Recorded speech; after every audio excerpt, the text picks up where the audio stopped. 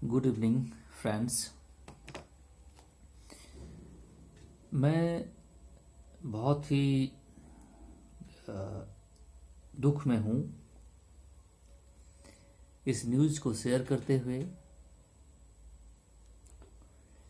इसको मैं कैसे डिफाइन करूँ, ये मेरे लिए बहुत दुख की बात है। जो घटना आज पर्टिकुलरली श्रीलंका में हुई और आज वो पाकिस्तान में पहुंच गई है।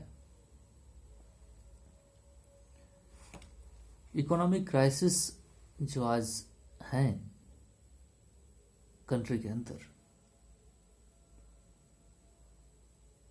इसके पीछे के कारण जो हैं वो जाने जा सकते हैं।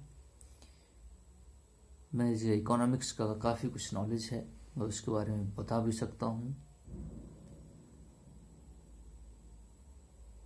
लेकिन पहले मैं उस टॉपिक पर नहीं जाता हूँ कि टेक्निकली इकोनॉमी किस तरह क्या होती है। क्वेश्चन ये है कि ये बैड गवर्नेंस सिस्टम जो है, हम उसका नाम लेने में बहुत हिचकिचाते हैं। जनरली अक्सर भारतीय लोग पाकिस्तान कंट्री का नाम लेते वक्त बहुत हेजिटेट फील करते हैं, क्योंकि हम इनको बहुत ही इन्फीरियर और बेकार लोग मानते हैं। बेकार मीन्स बिल्कुल पूरी तरह किसी काम के नहीं हैं, जाहिल गंवार जो होते हैं। इनके जो प्रेसिडेंट हैं स्टूपिड आदमी हैं वो भी, और प्राइम मिनिस्टर अभी तक हुए हैं, सारे बेकार और किसी काम के नहीं, जाहिल गंवार रहे हैं। शॉर्ट साइटेड, इल टेम्पर्ड, इनके पास कोई नॉलेज किसी भी प्रकार का नहीं रहा है। एक जनरल आदमी जैसे होता है, विदाउट कोई मेच्योरिटी के इस सिस्टम को गवर्न करते चले आए हैं। पाकिस्तान की आम जनता को लूटने, घसीटते हुए, उसको घसीटते हुए यहाँ तक लाए। अगर आप हिस्ट्री में जाएं तो देखेंगे कि मुस्लिम करके इस देश का बनना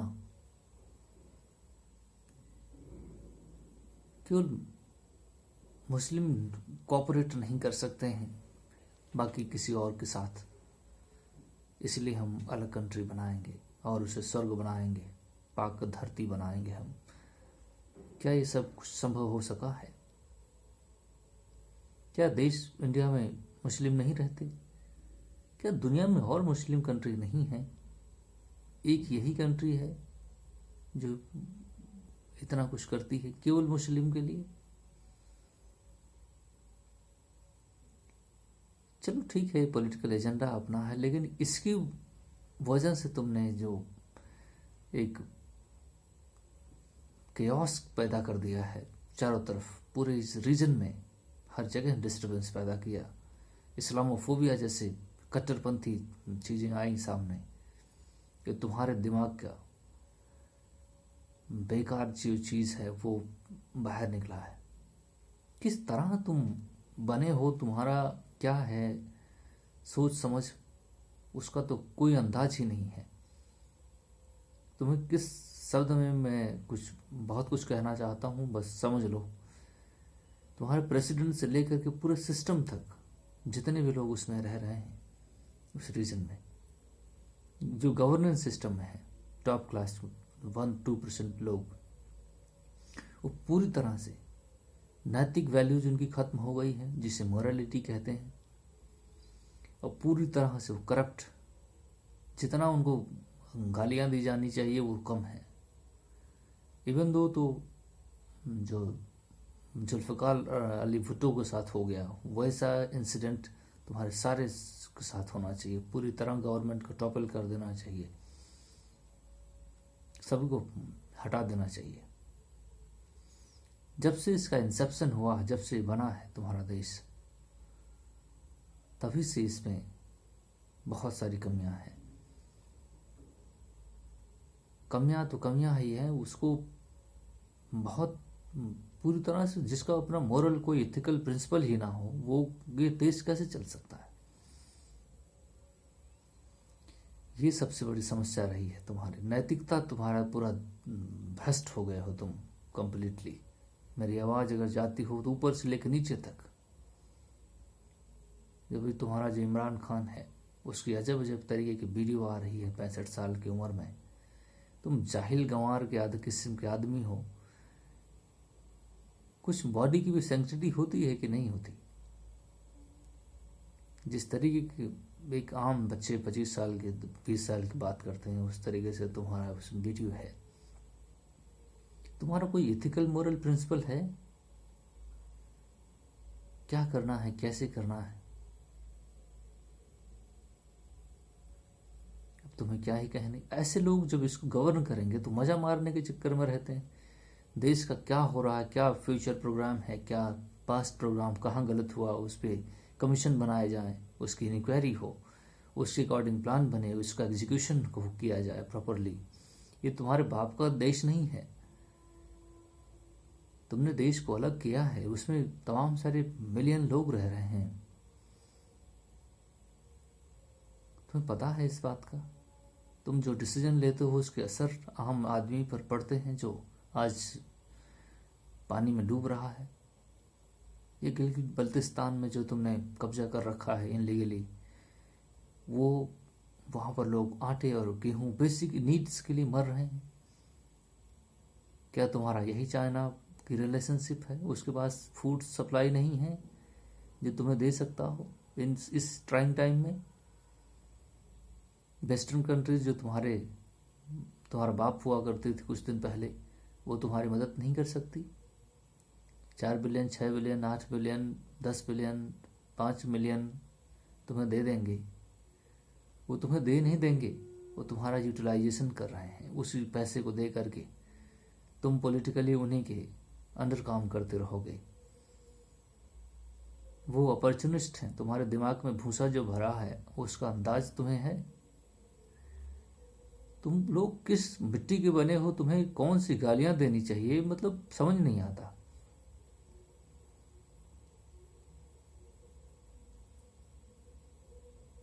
बस अभी समझ लो कि ये चल रहा है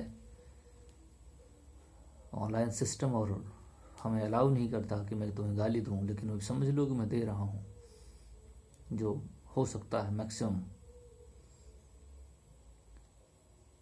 तुम देख रहे हो लोग आटे के लिए मतलब लोग मर जा रहे हैं। यही सिचुएशन है। कैसे तुम कंट्री को मैनेज करते हो? ऑयल की कमी, मतलब बेसिक फूड की कमी तुम्हारे देश में। एग्रीकल्चर कंट्री, 50 से 60% लोग तुम्हारे यहाँ काम करते हैं एग्रीकल्चर लैंड पे। तुमने हर जगह उसको प्रॉपर्टी समझ कर रियल एस्टेट बिजनेस शुरू कर दिया है।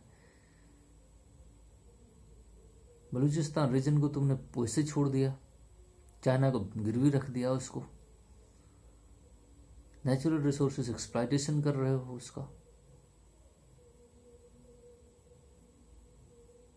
हर जगह तुम्हारी तरफ केओस मचा हुआ है। कम से कम इस ट्राइंग टाइम में ये कोई एग्रीमेंट कर लेते यूनाइटेड स्टेट के साथ, जो तुम्हारा बाप है तुम्हें कुछ 2-4 साल के लिए असिस्टेंस दे देता। तुम्हारे पास फ्यूचर प्रोग्राम नहीं था कि फूड की कमी पड़ेगी, फूड स्टोरेज तुम्हारे पास कितने हैं, क्या रहे क्या नहीं है, सप्लाई कहाँ से होगी नहीं होगी, उस तरीके से एग्रीमेंट बनाते। मीडिया को पूरी तरह कंट्रोल कर रखे हो, आवाज़ नहीं उठा सकती कि शॉर्टेज कितना है क्या नहीं है। वो लोगों की आवाज़ बनने के अलावा तुम्हारा इस माउथ पीस बन गया है। तुम्हारे स्टोरेज में कितना स्टोरेज है स्टॉक में फूड ग्रेन्स जो तुम सप्लाई कर सकते हो? वो जितना है वो कितना दिनों तक चलेगा? इसका कोई अंदाज़ा, कुछ रिटर्न, कोई डेटा उटा है कहीं? जो तुम्हारे बड़े बड़े टाई लगा के ऑफिसर्स लाखों की सैलरी ले रहे हैं, चोरी चमारी कर रहे हैं, उनका क्या मतलब बनता था? कभी तुमने पूछा उस आदमी से कितना स्टोरेज है, कितना दिन तक ये चलेगा? इकोनॉमिक ड्रॉडाउन होने वाला है, समस्या बढ़ेगी, कोविड आने वाला है, चारों तरफ लॉकडाउन है, मेरे पास स्टोरेज कितने हैं, लोग इतना है, कितना दिन चल सकेगा ये सिस्टम, कहाँ से हमें कोऑपरेट करना चाहिए? इस समय बॉर्डर इंडिया के साथ खोलना है नहीं खोलना है, सेंट्रल एशिया इसका एक्शन बनाते हैं। तुम तो ब्रिक्स के, सार्क के पता नहीं किस मेंबर हो, क्या इस समय तुम्हारा ये पर्पज नहीं बनता था हरामखोर कि तुम रिलेशनशिप बनाते, इस एग्रीमेंट को, इस ट्राइंग टाइम को तुम कोऑपरेट करते बढ़िया ढंग से। श्रीलंका की हाल तुम्हारे सामने 2 साल 1.5 साल पहले हो चुकी है, देख रहे हो। सवाल है तुम क्या हो, कुछ कहो मत, लेकिन तुमसे हमें कोई सिंपैथी नहीं है। लाखों लोग जो वहाँ मर रहे हैं, औरतें कितनी मर रही हैं बेचारी, हैं मुस्लिम के वो षड्यंत्र में तुमने उनको बांध दिया, उनका दिमाग काम करना बंद कर दिया है।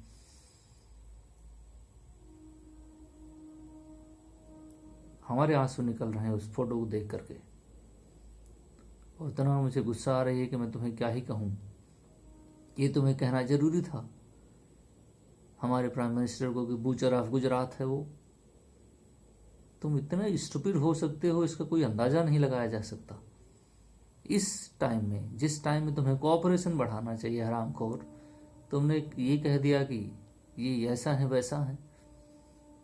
फिर भी हम तुमसे तो कोई सिंपैथी नहीं रखते, लेकिन जहाँ जो लोग हैं, जो इनोसेंट लोग हैं, जिनको नहीं पता कि वो क्या कर रहे हैं, मच्छरदानियाँ नहीं हैं लोगों के पास, मतलब तुम सोच सकते हो हरामखोर कि इस ठंडी के इस दौर में जहाँ नेगेटिव टेम्परेचर जा रहे हैं, कैसे लोग सरवाइव करेंगे, बच्चे कैसे जिएंगे, औरतें किस तरह रहेंगी उस टेंट में।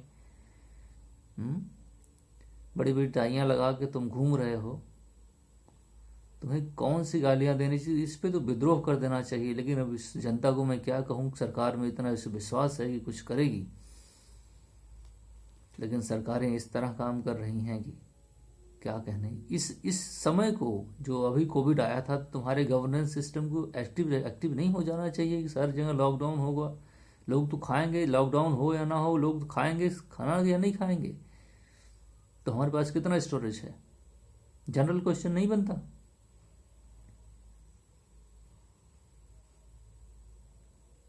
ये जो तुम्हारे पास बड़े बड़े बिल्ले लगा के घूम रहे हैं पहन के, आर्मी चीफ्स फला ढिमकान, वो आ गए भारत की इस एलओसी पर धमकाने के लिए कि यहाँ कुछ नहीं होने वाला है, हम देख लेंगे। अबे तुम्हारे यहाँ खाने के लिए लाले पड़े हैं, तुम देख लोगे। 2-4 मिसाइल इधर से चली जाएंगी तो तुम्हारा पूरा भी सिस्टम कोलैप्स कर जाएगा।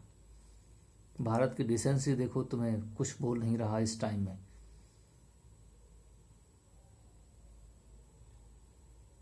पाकिस्तान की जनता का आधा से ज़्यादा बजट तुम खा करके सीना फुला के घूम रहे हो जो ना,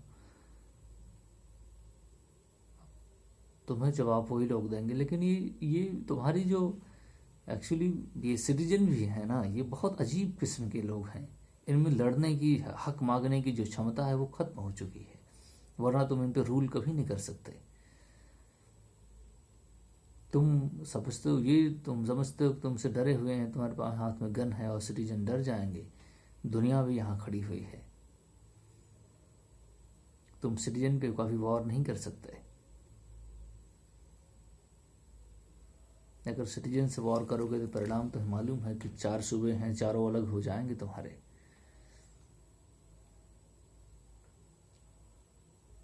तुम्हारी जो हम तो इकोनॉमी तो दुनिया थोड़ी बहुत जानती ही है। तुम्हारे पास बहुत सारे फॉरेन में पढ़ रहे लोग भी होंगे जो तुम्हें गाइड कर सकते हैं। तुम्हें पता भी होगा हरामखोर कि किस तरह इसको मैनेज करना है। जब स्पाइरल हुआ, ये पूरा सिस्टम हुआ, टर्बुलेंस बनना शुरू हुआ, तुम्हें पता हो जाना चाहिए था कि इसको किस तरह मैनेज करना है। बेसिक इसेंशियल नीड्स किस तरह पूरी होंगी, कम से कम इतना तो पूरी कर दो। उसके बाद अपनी अयाशियों के लिए संसाधन इकट्ठा करो। बिलियन लोगों के पास इनकम हो जा रहे हैं 5 सालों में। वो जो बाजवा है उसमें करोड़ों अरबों रुपए कमा गए, खरबों की संपत्ति बना लिया। 500 मिलियन उसकी वाइफ के अकाउंट में 5 साल के अंदर आ गए। पता नहीं कहाँ से आ गई, कहाँ से पैसे बरसते हैं।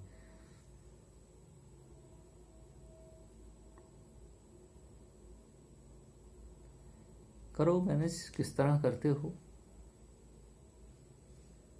हमारे पास तो केवल मैं आंसू ही बहा सकता हूँ, वो भी तुम्हारे लिए नहीं। जो जनता लोग हैं ना, उनको देख करके तरस खाता है कि औरतें, बच्चे। सोच तुम हरामखोर कि एक औरत है, सपोज करो हर किसी के पास उतना प्रॉस्पेरिटी नहीं है, हस्बैंड उसका ना हो इस टाइम, और वो बेचारी अकेली, आजकल दुनिया में हर कोई अकेला ही रहता है, 4-5 बच्चे, वो बेचारी किस तरह लूट खसूट की चीज़ों को अरेंज करेगी। 2-3-3100 रुपये की तुम्हारा आटा बिक रहा है 20 किलो, कैसे अरेंज करेगी? मिनिमम जो लोग रह रहे हैं, स्टेट की जिम्मेदारी होती है कि जो मिनिमम ग्राउंड लेवल पर रह रहे हैं, जो पैरालाइज्ड लोग हैं, जो सिस्टम से आइसोलेटेड हैं, या इवन दो वो सिस्टम है वो इसको एंजॉय नहीं कर पाते, तो उनको कैसे सपोर्ट किया जाए? जो पैरालाइज्ड सिस्टम है, लोग हैं, डिसेबल्ड लोग होंगे, हर देश में होते हैं, उनको स्टेट किस तरह, जब अच्छे अच्छे लोग नहीं पा सकते रहे सिस्टम को, तो वो कैसे उसको एक्सेस कर सकेंगे सुविधाओं को? और आज तो सुविधा ही नहीं कुछ। हम ये तो कह ही नहीं सकते कि तुम हमारे यहाँ से कुछ ले जाओ, क्योंकि हिंदुओं का छुआ हुआ तुम खा लोगे तो तुम्हारा तो धर्म नष्ट हो जाएगा। उधर से सिया टमाटर ईरान से आ जाएगा, तुम उसको खा नहीं सकते, क्योंकि तुम बड़े ही अल्लाह के बड़े प्यारे हो। तुम्हें स्पेशली डिज़ाइन करके भेजा गया है पाकिस्तान पर रूल करने के लिए, वो तो तुम छू दोगे तो तुम्हारी धर्म नष्ट हो जाएगा, पवित्रता तुम्हारी खत्म हो जाएगी, इसलिए समस्या है। तुम्हारे साथ क्या करना चाहिए भगवान ही जाने, लेकिन जनता को चाहिए कि तुमको इस पूरी गवर्नमेंट को टॉपल कर दे और फिर से एक नया सिस्टम बनाने की ज़रूरत है। कॉन्स्टिट्यूशन को रीडिज़ाइन करो अपने, ये तुम्हें कभी बेनिफिट नहीं दे सकेगा। तुमने तमाम सारे भारत के साथ एग्रीमेंट्स किए हुए हैं, शिमला एग्रीमेंट, फलान ढिमकान एग्रीमेंट, उसका पर्पज यही है कि कोऑर्डिनेशन बनाना, कोऑपरेशन बनाना। केवल इतना ही नहीं है कि बायलैटरली ही सॉल्व करेंगे, हर उसमें कई सारे आर्टिकल्स हैं, उसमें ये लिखा हुआ है कि हम कोऑपरेशन बढ़ाएंगे, पीस इस्टेब्लिश करेंगे, ट्रेड करेंगे, पीपल टू पीपल कनेक्ट करेंगे, कल्चरल कनेक्शन करेंगे, बहुत सारे इकोनॉमिक प्रॉस्पेरिटी लोगों की तरफ बढ़ाएंगे। पर्पज है उसका, जो नेवर के साथ होता है। लेकिन तुम हरामखोर न्यूक्लियर वेपन की एक छोर बना लिए हो, किसी ने बनवा दिया है, उस पर भी तुम्हें अपने आप पे घमंड है, तो वही खा लो फिर।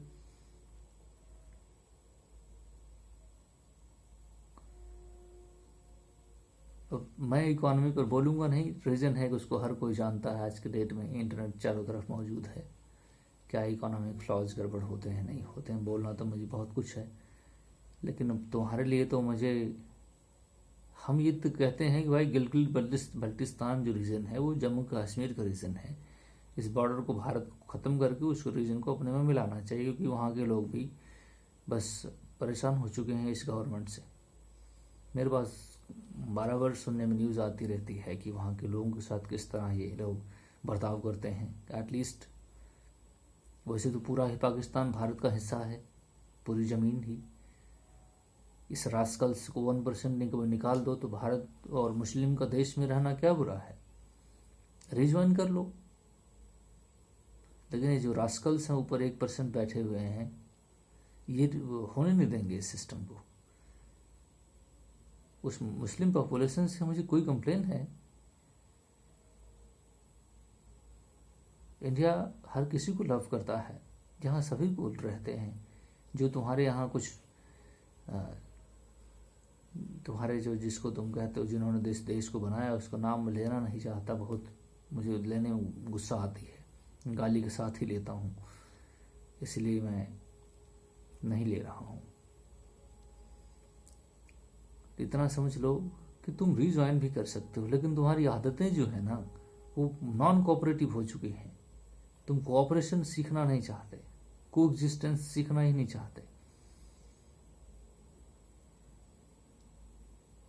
कोई किसी पर रूल नहीं करता है, हर कोई इंडिपेंडेंट है। भारत के अंदर भी कुछ सेगमेंट्स हैं जो भी बहुत पीछे से चले आ रहे हैं, उनको कुछ समस्या है, लेकिन वो इतना रिलीजियस फंडामेंटल नहीं है, फंडामेंटलिज्म में नहीं है कि वो नॉन कोऑपरेशन करें। उनके साथ जब तुम छेड़खानी करोगे तो वो कुछ बोलते हैं, उनके साथ तो रह सकते हो बराबर, हर एलिमेंट इस तरह होते हैं। लेकिन ओवरऑल अगर देखोगे भारत का 75% से ज़्यादा इसमें कोऑपरेशन है। और जो लिटरेट अभी चीज़ें आ रही हैं, जनरेशन्स चेंज हो रही है, इसमें कॉपरेशन बढ़ रहा है। लेकिन तुम्हारी जो गवर्नमेंट है वो कभी कुछ सीख नहीं रही। वो कंसिस्टेंट पॉलिसी वहाँ पे स्टडी करवा लो किसी से, कि कोई होशियार आदमी हो तुम्हारे इस एरिया का या फॉरेन में भी रह रहा हो, वो पढ़ के बताए तुम्हारी अभी तक 47 से लेकर के 75 ईयर तक तुम्हारी क्या पॉलिसीज़ रही हैं और उसके क्या कॉन्सिक्वेंसेज हुए हैं। केवल आज आटा ख़त्म हो जाना ही नहीं है, तुम्हारे सारी जो पॉलिसीज़ रही उसके क्या कॉन्सिक्वेंसेज पे स्टडी होनी चाहिए, क्या हमने गलत किया उस पर, और फिर उस पर थिंक टैंक उस पर विचार करके फिर पॉलिटिकल रीऑर्गेनाइज करें, रीओरिएंट करें अपने आप को। ये तुम्हारे तब लिए वे फॉरवर्ड है। लेकिन तुम्हारे जो रास्कल से ऊपर बैठे हुए हैं, कोई भी तुम्हारा जो लीडर है, चाहे मिलिट्री ऑर्गेनाइजेशन में हो या सिविलियन हो, वो कभी यहाँ रहता नहीं, वो छोड़ के भागता है दूसरे देश में। ये क्या सच नहीं? उसके पास क्या पॉलिसीज होंगी तुम मुझे बताओ, और क्या पर्पज होता होगा? वो सैलरी लेकर किसी दूसरे देश में रह सकता है? केवल सैलरी जो आती है 1-1.5 लाख सैलरी मिलती होगी, इससे ज़्यादा क्या मिलता है? करोड़ों 2-4 करोड़ रुपए ज़िंदगी में कमा सकेगा, जैसे हमारे यहाँ होता है। हमारे यहाँ तो आर्मी चीफ रिटायर होता है तो एक बेचारा घर बनवा लेता है बड़ी मुश्किल से, वो भी किसी तरह जीता है। तुम्हारे यहाँ तो बिलियनर हो जाते हैं, वो भी अपने देश में बिलियन रुपए वाले किसी और देश चले जाते हैं। तो ये लूटू घसूटू जो सिस्टम है, इसे तुरंत इमिडिएटली बंद करना चाहिए। और ये बहुत अच्छा मौका है, इसको मौका समझना चाहिए लोगों को, और देश को रीओरिएंट करो और इसको टॉपल करो। गवर्नमेंट को सब हटाओ, सब जितने भी एलीट सिस्टम है सब हटाओ और कानून के दायरे में आ जाओ सब मिल करके। ना हो तो री ज्वाइन करो इंडिया को और फिर से अपना प्रॉस्पेरिटी और ज़िंदगी दोबारा से शुरू करो। हमें तुमसे कोई नफरत नहीं है, लेकिन जो तुम्हारी जवान है ना, बुच्चर ऑफ गुजरात, इसको तो फिर आप समझ सकते हो, ये तो पाकिस्तान की जनता भी लाइक नहीं करती होगी, मुझे तो विश्वास है ऐसा ही है। Thank you very much. मैं बहुत दुखी था, अगर कोई बात बुरी लगी हो तो इसके लिए सॉरी। लेकिन जब कोई ऐसे इंसिडेंट होते हैं तो एक हमारे से अभी तो यंग हूँ तो खून को नहीं गर्म हो जाना पड़ता है, कभी कभी हो जाता है, लेकिन सॉरी उसके लिए।